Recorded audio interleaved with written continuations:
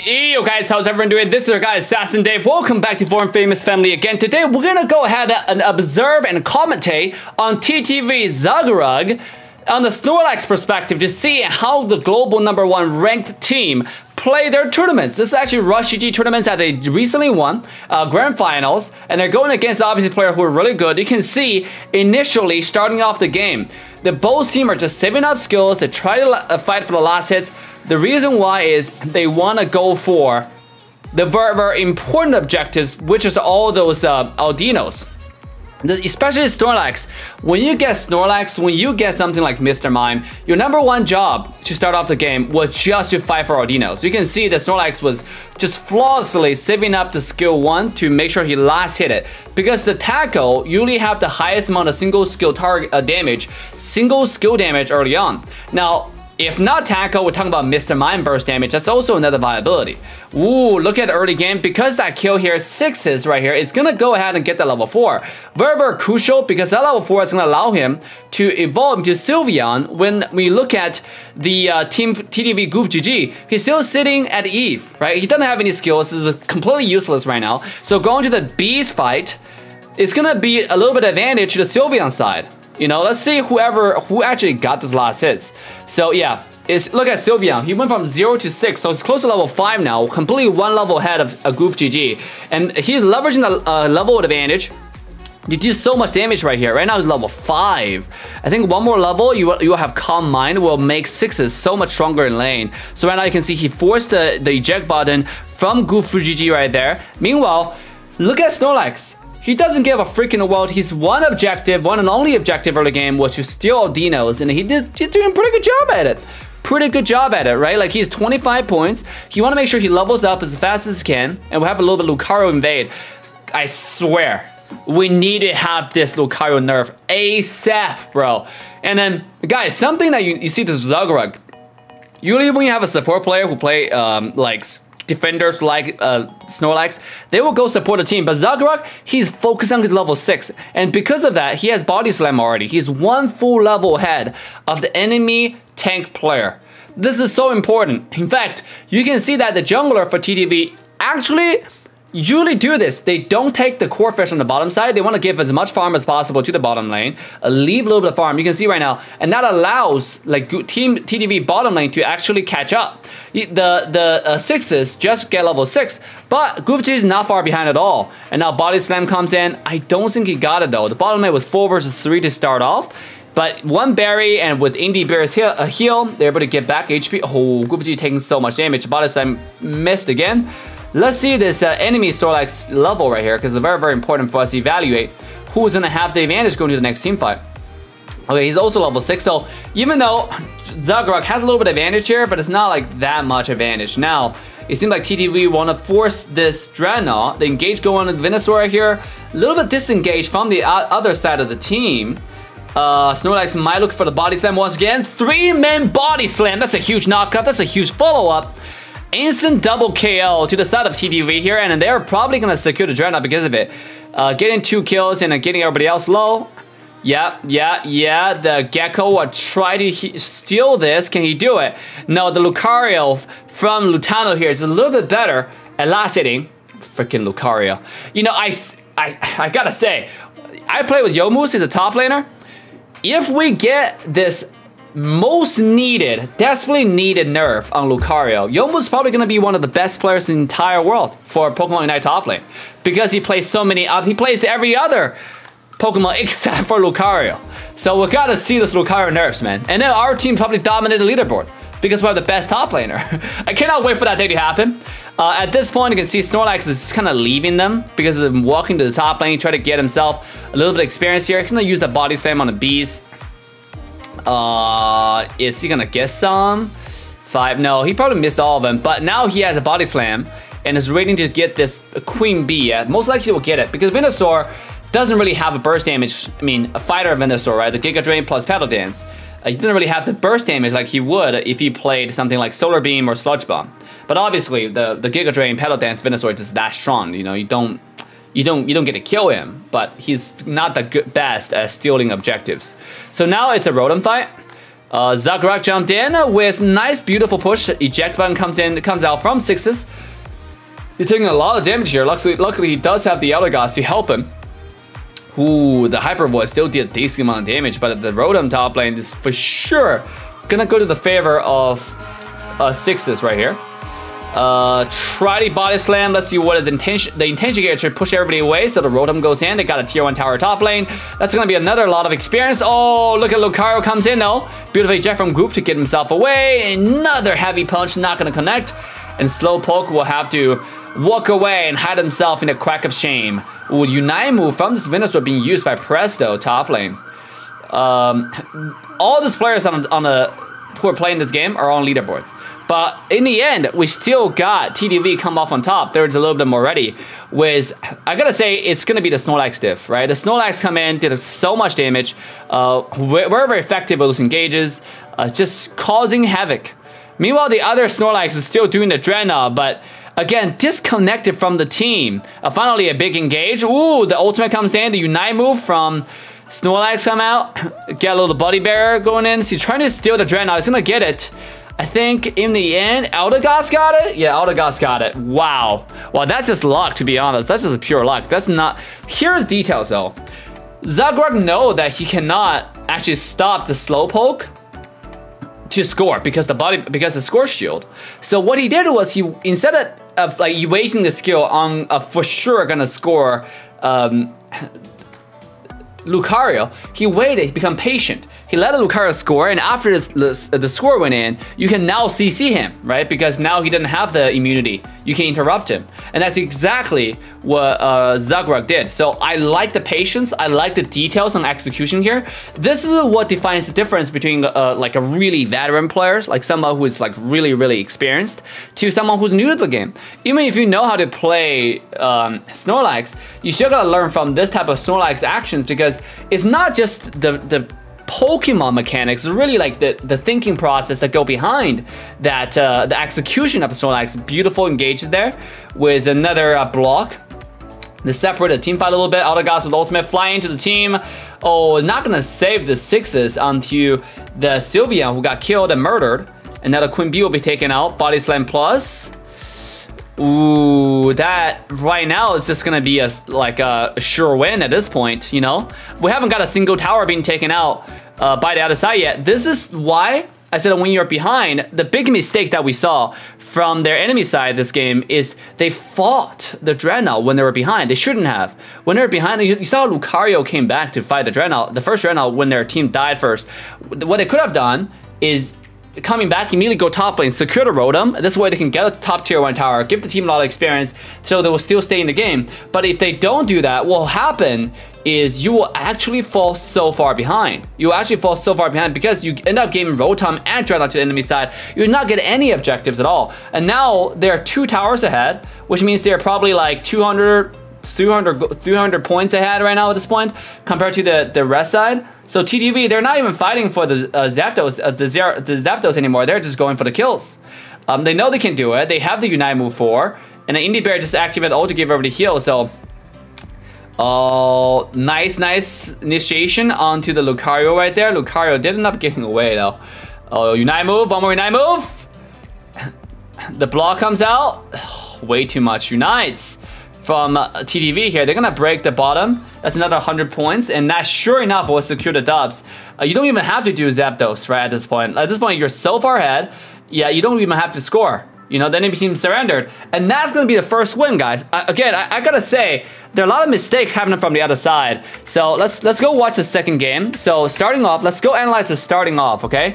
So let's see if there's anything that you can learn details right away with the tackle to help the Goof on the Sylveon to get that experience, and then get this one. All the small monkeys initially was all given to Goof because they want to make sure the Eve will get evolved to Sylveon as fast as you can. So the Hyper Voice become effective. Nice tackle to secure that one. Even though they had a Mr. Mime, but it didn't happen. But if you look at the other side of Red side, they were also doing something different. Oh, the tackle this time, did they secure it? I doubt it. I think Eve got it. Let me see. The enemy Eve, yeah, enemy Eve got it. He went from 7 to 12 Pokemons. So once again, he's ahead. Now they're gonna get counter invaded. Let's see if they're gonna invade successfully right here. Boom. No, I don't think they... Yeah, they got it, actually. Wait, did Mr. Mime get it? Mr. Mime's... Yeah, Mr. Mime got it. He went from 4 points to 6 points right here. So, a lot of back and forth. So you can say, like, the team on the other side is not bad at all. They're actually really good players individually. But TTV just played together as a team or, like, too much, right? So this is what I mean by sometimes, even as a pro teams in Pokemon Unite, they don't understand trading that much, right? It's like a textbook like rotation. Everybody's forcing one objective. It doesn't pan out in the end. You know, sometimes you just gotta know how to let it go, right? You know, in relationship, in everything, you know, to let it go. So here, Zagrug, gonna get hyper voice on the bottom side. Ooh, the damage here though, another eject. Ooh, the hyper voice on both sides is hurting right now. So it's a hyper voice trade to see who can shred more HP from the other side. The Aldino is up. Zagrug gonna take one of the berries. This is something I really like. They mainly save the berries for Zagrug. The reason for that is they want to make sure that this guy's tanking all the damage. Ooh, did they get it? Let's see, 18, 13. Yeah, they got it. They got it. The hyper voice is just so much damage early game, you know? This is actually really good. This is why you want to go like just such a stupid Pokemon now, because Venusaur is so OP. That stuff need to be nerfed. That's why Venusaur is picked every single game. They have to run Venusaur Jungle because how OP this is. You know, like it's just not fun anymore. Like with all this OP BS kind of stuff, it's making the game very one-dimensional. You can see both sides, except for like maybe your main defender. You have a Snorlax and Mr. Mime kind of switch because Snorlax got a huge nerf not too long ago. But all the other Pokemons are set in stone. You got Lucario, you got Sylveon, you got Venusaur, and Eldegoss. It's the same Pokemon. You know, there's no difference, and it's really cringe. That's the developer need to look into this and be like, yo, I know there's no esports scene right now, it's mainly community esports, but still, like, that doesn't justify you can do whatever, just have a random ass, oh, look at Lucario is already here, level 6, beautiful 4-minute engage right here though, who ended up getting more bees. Mr. Mime's going in, oh, look at that poke. It seemed like TDV won that trade, now he's gonna get the other berry because the passive. They're really making the best out of every single resources, the berries, the everything, so. The engages is here coming in. Presso is still in. He's level 8. But they're missing. So now the enemy Lucario, the TV Lucario is here. Level 8 already. And they got Tubular low. So now they're going to force the Dreadnought. And Presso is going to be dead. For sure. There's nowhere for you to go, boy. Like, even though you're going to get a little bit of heal, but you're not going to survive this, right? We got a Unite move already from a TDV. Right? We got actually 2 Unite moves. Actually 1 right now. 2 for now. Right? You got Lucario Unite. You got a Venusaur Unite who got used right away for the body barrier. Yeah, that's just going to be like instant score, instant break. And this game is going to be more of a landslide than the previous game. Like, why do you keep on fighting? You know, when you're behind, you just let that go, right? The 50-50 thing is just kind of cringe. Yes, he's going for the 50-50. And that's another something that Pokemon Unite company need to think about, the mechanic, their designs. I understand that they want to make the game casual where everybody can play it. But at the same time, it's like, do you really want to go with the route where there's no clarity? Everything's RNG, everything's random. You know, if you think about it, right? Why did the Venusaur will sacrifice his life, an entire team's life, try to steal that Dreadnought? Because Dreadnought is game changing, number 1. Number 2 is he knows it's a 50-50. There's a chance that he might get it completely RNG. Like if both party, or let's say if both team have Sylveon that throw the Hyper Voice on the Dreadnought, whoever gets the Dreadnought, you don't know, you can't tell. It's actually pure RNG, it's pure random. So it's just cringe. Oh, at this point they shouldn't fight anymore. But it seems like the other side still wanted to fight under the tower. The tower really gave them a huge advantage though. Ooh, look at that. Eldegoss ulted. Eldegoss ult is gonna be game breaking though. The heal, the body barrier, and now Presso with the Venusaur. Venusaur is just so broke. Can you imagine being so far behind and still able to pull up a fight like this? But still, overall, they still lost in the end. 4-42 trade, lost the Venusaur, but at what cost, right? TDV lost the Venusaur and they traded 4 people on the other side. I mean, that's just something, sometimes just to give it up. If that team fight again, they know they're behind, they got poked, they just went home, go for the Rotom, they could have gotten the Rotom, got top tier 1 tower, which will give them some experience, some gold. Not gold, but some experience, some levels. So the key carries will at least get like, I don't know, Unite moves. Ooh, Lucario on the bottom side secured the Dreadnought. That's a 1-2-1 to each side. So that's gonna even up the score. But look at this Venusaur. This is so stupid. The other Venusaur was literally 1v4ing. In any other mobile, I would consider that out of position. Let's take a look at that one more time. This guy is literally 1 versus 4 right here, and in any other mobile, he will be dead, right? Well, he will be dead. The same thing happened to us the other day. He was literally 1v5. When you don't have enough quad control, that's exactly what happens. You will get 1 versus 4 by Venusaur. You will get 1 versus 4 by Venusaur. That's just what it is. It's cringe, but it's cringe. It's just disgusting. You know, this needs to be changed right now. Venusaur's lifesteal should not be that much. He should not. You should design at least when he's by himself, he cannot 1 versus 4, you know, or 1 versus 5. I mean, like, it's just that's just a pure game breaking, to be honest, where Venusaur can 1 versus 4, 1 versus 5 all the time. In any MOBA that's considered out of position, you should be called, you should be dead, right? But in this game, no. Especially when enemy team got the Dreadnought, everybody got to unite, and one Venusaur is 1 versus 5ing. That make 0 sense to me, right? You don't even want to look at the rotation anymore. You just want to focus on the Venusaur. So, okay, 2 more minutes. So now there's a Rotom top lane. There, I think there's going to be 1 more Dreadnought. Wait, actually, I forgot, when did it take the previous Dreadnought? Maybe there's not going to be another Dreadnought. Ooh, mistake from Sixes. He's getting quite a bit of CC to use a Calm Mind. Try to get himself away. Nice block there from the Eldegoss.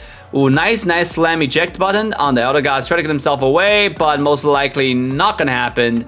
Because unfortunately, you're going against the most broken Pokemon in the entire world. It's called Lucario. That's not nerfed. Thank you, Pokemon Company. 1 person defend, not gonna work. All right, they're gonna score here, 16 points thanks to the score shield. So I did get it in. 1 more body slam. Taking so much damage here. He might die. Focus band did get popped. Yeah, there's gonna be another Dreadnought here. Obese is up. One more confusion into the wall. So that's pretty good. That's pretty good counterplay, to be honest. I think TD will be overcommitted. You should have not gone for the second body slam into the second tier 1, tier 2 tower. And now bottom side is 50-50 one more time. Let's see who gets this. Just go for the dread. Just go for the dread. Lucario's coming for the steal. 50-50. Dude, that's just so cringe, man. I'm not gonna lie, that's just so cringe. The fact that everything is 50-50. The fact that you have number advantage, but yet it's after 50-50.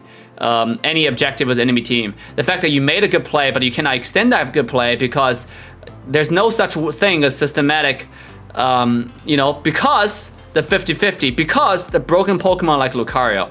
So, I don't know what to say about this. The other team hasn't got a single tower. Previous game, not this game. Let's see if they're gonna change that in this game right here. So Mr. Mime did make it towards the center. Goof is looking for a little bit poke here. Got a little bit poked. 3-man body slam, but there was no one follow-up. Oh, Mr. Mime jumped in with the ultimate. Let's see here. They don't have the damage to kill this Mr. Mime. Look at Venusaur, he's gonna get CC'd. Beautiful wall push right here. Presso is taking quite a bit. Oh, gonna get body slammed. The full heal comes out. And now this guy is invincible? Let's see, Venusaur, can he get enough heal? The whole thing about fighting Venusaur is you gotta CC him. And that's exactly what Lucario offers, right? Oh, another 100 points scored by the Lucario bottom side. Oh, almost died there. He's gonna get himself away just in time. 43 points. 43 points. He's not gonna score. He's just gonna get vision on the. Ooh, opponent team surrendered again. So GG's, guys. What can I say, man? Like, I would say that there are a lot of randomness going to the rank 1 team winning this matches. But overall, I see a lot of details in Zagrug.